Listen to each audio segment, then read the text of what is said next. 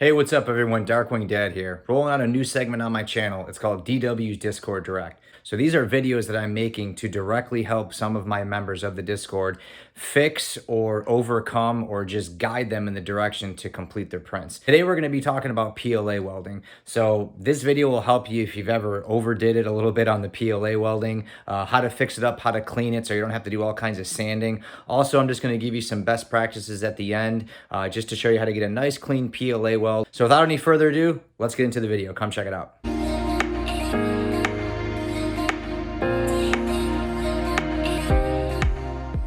All right, what's up everyone? Thanks for tuning in. Like I said, this is a new segment that I'm doing. These are kind of on-the-fly videos. They're not gonna be anything too lengthy. They're not gonna have fancy time lapses or annoying music. These are videos that are derived from my subscribers and members of my Discord who may be having an issue with something. I guess with my Vader build, it strung a whole plethora of people doing Vader. He just had some issues with PLA welding, kind of overdid the PLA welding, wanted to know, how do I do this? Do I have to sand this? Should I reprint it? And that was, the thing he said. He goes, hey, I've got to reprint it. I said, don't reprint it. I'll help you. I'm gonna show you if you overdo a PLA weld or maybe add too much, how you can clean it up. So let me show you, let me move the camera and show you my method here of a nice way to clean up and smooth out the PLA welds. That way you can minimize the sanding and get a lot cleaner look on your print. So let me switch views here and show you what we're working with. All right, so hopefully this doesn't look too weird because I am doing this from my kitchen because it gives me the best light, it gives me the best workspace, and it's not 7,000 degrees. So this was an old rib section from my War Machine suit that I'm, still working on. This would just be an absolute nightmare to sand and to try to fix. You're gonna need a couple components, and you should have all of these kind of lying around. One, everybody's got these laying around, the scrapers. Two, a razor blade. And then three, the old snippers. It's funny, no matter how many printers you have, you always lose at least half of them. It's weird. Obviously you need a soldering iron, which I have right here. Turn your soldering iron on, and you want to turn it a bit higher than what you normally have it. So right now I have it on about 410 to 415 degrees. This is probably the best tip for it, this kind of angled wedge piece. I don't recommend using this to actually weld on the top, but I'll show you that at the end too. But this is great for repairing. So repairing and smoothing, fantastic piece. You can see I use it a lot. That's why it's all discolored and everything. So we're gonna do, you can kind of see I started here, and let me show you what I did.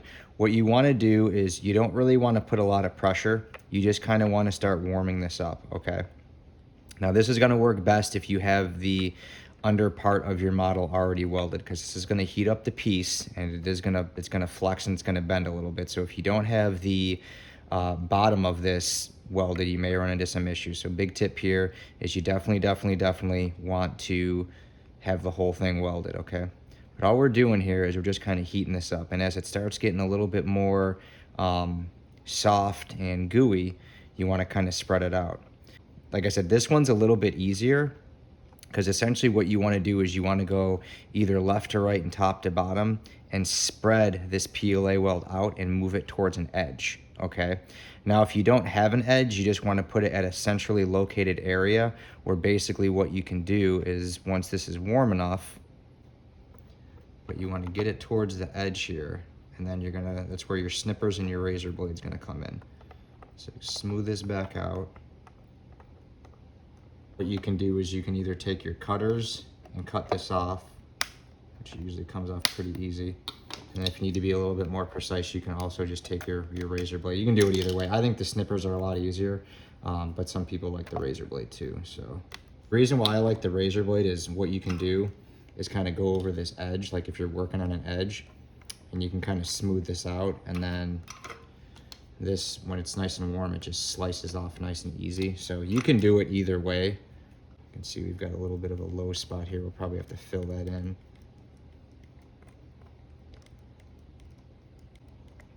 And like I said, when it's hot like that, this you don't really need to use the razor blade much for, but you can see how there's that little hump. So if you wanted to take the razor blade and kind of nick that off, I think the cutters are easier, but there have been some situations where I couldn't get the cutters in. And when PLA is warm, a razor blade, it cuts through it like butter. But this is incredibly smooth now. This, I mean, if you wanted to go back over it and try to get it a little bit more smoother, but realistically, at this point when this is nice and smooth, you can start hitting it with 60 grit by hand, following up with, you know, 80 and 120 if you want, and then get some filler on there. So you can see that it's very, very smooth. I wish I could get, yeah, I guess you can see that right there from that angle. Look how smooth that is. Look how hot, look at that. Oh, it's a perfect angle. What was I thinking? Absolute garbage. Okay, so let me show you on this piece here. So we're gonna do this whole piece here. Okay, so what I'm gonna do here is just start warming this up. Just kind of pulling this down. And it's gonna look worse before it looks better, don't worry. This is why I say focus on a small section. Don't try to do the whole thing first, because obviously we know thermoplastics cool down rapidly. So if you try to do this whole big, huge area, it's probably not gonna work out too well. It's gonna be, you know, solidifying and drying quicker than you can actually get a tool on there. And even sometimes when I use my little scraper method, it's not even worth it because it cools so fast. A lot of times it's easier just to keep going over it with the soldering iron. The key point in this is you're not putting a lot of pressure on this. A lot of people think they have to push it into the model. I'm really just kind of like scraping this on the surface. When this starts to build up is when we start to say, okay, we got to get some of this off. This is where you kind of scrape that off, get your, it's like I said, it's good to have a couple different tools, and you can see we just got that big glob of PLA off there, and then we can start smoothing this out again. So there's not really, like I said, like, is the razor blade 100% necessary? Is the scraper? No, but you'll find times where you're like, oh, I'm gonna wanna scrape this off with something with a nice plastic handle versus trying to use my fingertips.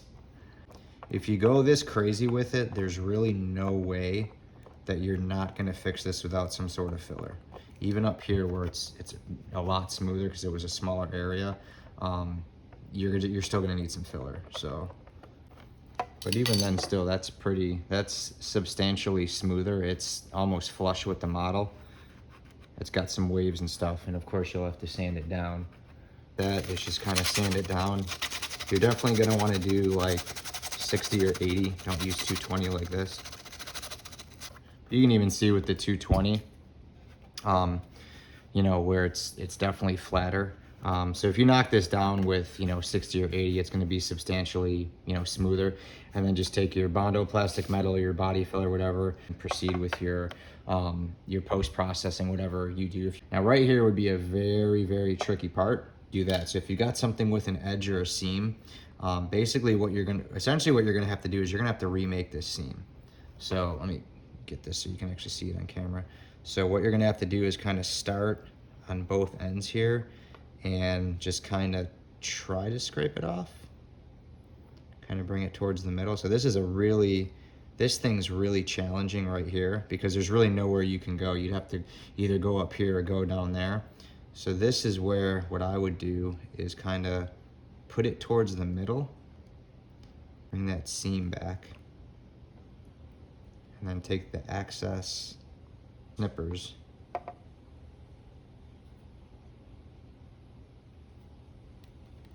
and just lift that off. And then take your soldering iron again and just try to smooth this in. Now what you're gonna have to do, again, you're going to have to go in here, smooth all this out. You're gonna have to reform some of those lines. So you're gonna want more precise tips like these. So that way when you're making lines like this, these are more precise and, you know, more detailed. The folding sandpaper method, get in there as small as you can.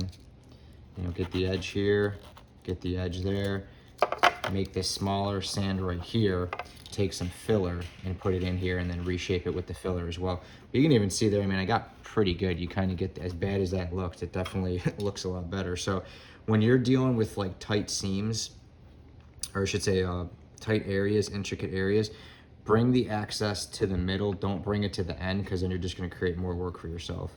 Plastic razor blades work really good too, because if you got the razor blade, you can just fold the sandpaper over it and it gives you a nice crisp edge. Kind of a good model. I mean, the model that Wyatt was referring to, I think his name's Wyatt, that's his I mean, we haven't formally been introduced about Vader, and it was like in the curve, and I mean, this would be very similar to what he's gonna have to do. Is he has that mohawk piece, that center stripe here, so what he would want to do is kind of like push it and go off to the right. You wouldn't want to go towards the center of where that mohawk is. You want to go away from it, and then what you're gonna have to do is kind of reshape it. But that just kind of gives you an idea of how to fix if you have too much of a weld. You can even see this here, how much flatter I got this area here. That whole thing was sticking up. So I got all three of those pretty flat without, you know, there's obviously no post-processing on this, but you can see that I was able to get rid of all that. I said, I don't know what I was thinking. I just went crazy with the welds and loaded it up there. So that got it nice and smooth. So what I'll show you real quick now is actually the way that I recommend when you're doing seam. My Ronald McDonald, let me zoom out here. These are my Ronald McDonald War Machine feet. These are the kind of tips that you want to use when you're doing exterior PLA welding. And what I mean by exterior PLA welding is, realistically on the inside, it doesn't really matter what it looks like. This I loaded on with a 3D pen because I wanted it. I mean, this is very firm, don't get me wrong. Like this, you'd have to literally snap to break. This is fused together.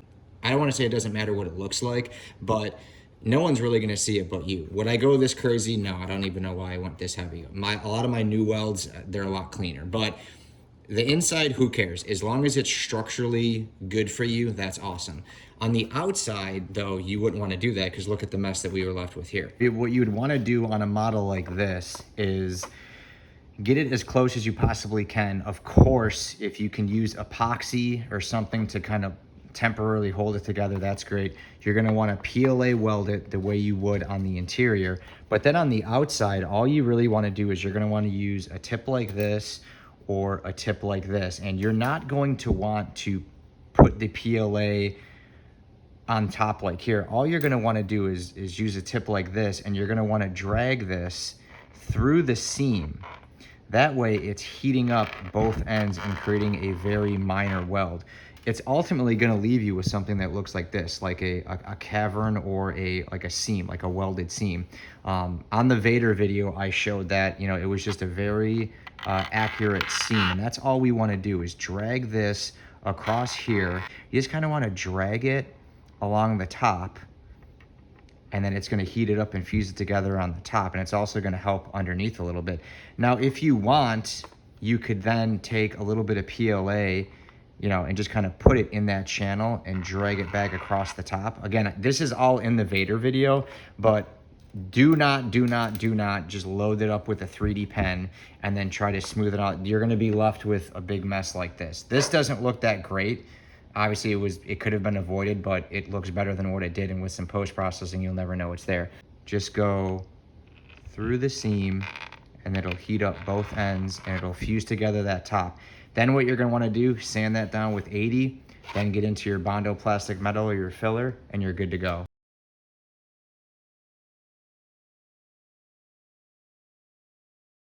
Is what I would recommend for doing the top section. Check out that PLA welding part 1 and 2. I do have tips in there as well, but I just wanted to show that because, like I said, it was a comment on the Discord. I asked you guys, hey, would you like a video on it?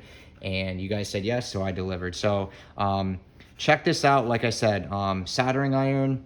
This is kind of like a on the fence. You may need it, you may not. Same thing with the razor blade. Blue snippers are key. Steady hand, a gentle hand, a soft hand, I guess you could say, if you go a little bit too crazy with your PLA weld. But it's something that can be fixed. Obviously, we want to try to avoid that by using this method that I mentioned here. But if you do get into it, just follow this method here. I call it kind of combing or feathering the PLA off. So just try this method. Obviously, let me know what you guys think. If you have any questions, drop me a comment. If you're on the Discord and you're caught up on something, just post some pics or shoot me a message, and I will be more than happy to help you out. All right, well, that's pretty much it for the video. Tips and tricks and some best practices there with PLA welding if you overdid it a little bit. Hopefully that video you found helpful to help just clean up your print. You know, like I said, sometimes we get a little bit too ambitious or think we are trying to reinforce the Hoover Dam with PLA. So hopefully this tutorial helped you. Let me know what you thought of the video by leaving me a comment. Let me know if you have any questions on anything. If something was out of context or I didn't explain it, just drop me a comment on the video and I will be sure to reply back. Or if you're on the Discord, of course, just drop me a message there or leave a comment on one of the forum topics and I will be sure to answer you back. This is only episode 1 of many. This is an idea that I just had, and again, this is something that I am trying to do. I'm trying to go in a different direction with this channel. I'm trying to give you guys factual information, do something that I haven't really seen with other channels. Of course, doing builds are great. You can see I have a whole room full of them. Really, the idea behind this channel is to give you guys, you know, again, factual information to help you guys get the best builds you can. You know, there's no sponsorship here. There's no flair. There's none of that. It's just raw facts I'm trying to give you guys. And this is just a video that, you know, I'm showing you, hey, I even overdid it, you know, but I learned from my mistakes. So a lot of these videos are going to be like that, mistakes and things that you will run into when you're doing builds. But I'm going to show you videos on how to fix it. And, you know, there's no shame. Everybody started somewhere and, you know, we all have to learn from our mistakes. And that's what these videos are going to show you. So I'm going to have a lot more. Video number 2 coming up is going to cover paint frying. What is paint frying? That's basically when you go a little bit too heavy with your paint or don't give it enough time to dry and you get those wrinkly, leafy, veiny marks in your model. It's happened with quite a few of the guys. Patience is virtue. So we're going to cover a lot of important things in this next video. It's going to get a little geeky. We're going to talk about things like solvents, humidity, temperature, a lot of things, but it's going to explain why it happened, how to prevent it, and how to fix it if it happens. So make sure you guys check back for that video. That's it for now, guys. I've walked around my room way too much here, so I'm going to wrap this video up. Let me know what you think. Drop me a comment in the comment section. Give me a thumbs up if you're a subscriber to the channel. You guys are rock stars. Thank you so much. I do this channel for you. If you're not a subscriber to the channel and you like all things DIY, 3D printing, basically anything in this room, go ahead and click that subscribe button. Got a lot more content coming up. But for now, that's it, guys. I'll see you next time. DW out. Later.